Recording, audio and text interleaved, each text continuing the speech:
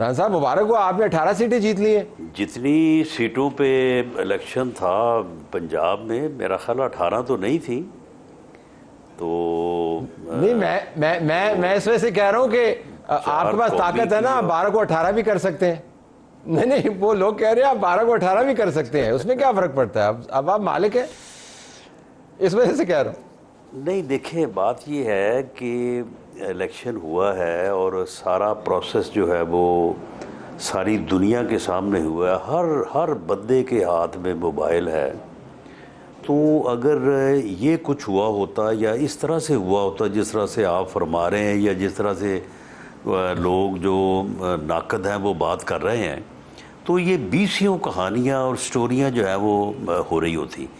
मैं जिस हलके में ज़ाती तौर पे मैं कल सारा दिन रहा हूँ, ये सूबाई हलका PP 116 है।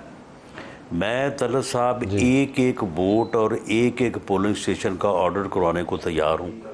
आप इसको एक एग्जाम्पल के तौर पे ले लें। अगर एक वोट की भी जो है वो हेरा फेरी सामने आए तो मैं सीट जो है ना वो रिज़ाइन करने को तैयार हूँ। नहीं राजा, हमें आप पर यकीन है सीट से। नहीं बिल्कुल, और दूसरी बात ये है कि ड्यूरिंग इलेक्शन किसी पुलिस वाले ने किसी को फ़ोन भी किया और अरेस्ट करना तो बहुत दूर की बात है।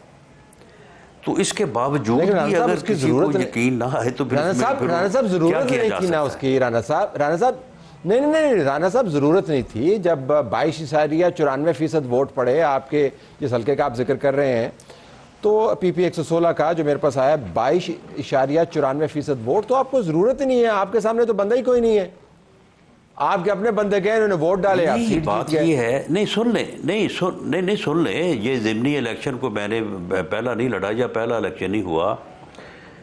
50% वोट टर्न आउट अगर जनरल इलेक्शन में हो तो समझा जाता है कि जी बड़ा मुनासिब और ठीक टर्न आउट है।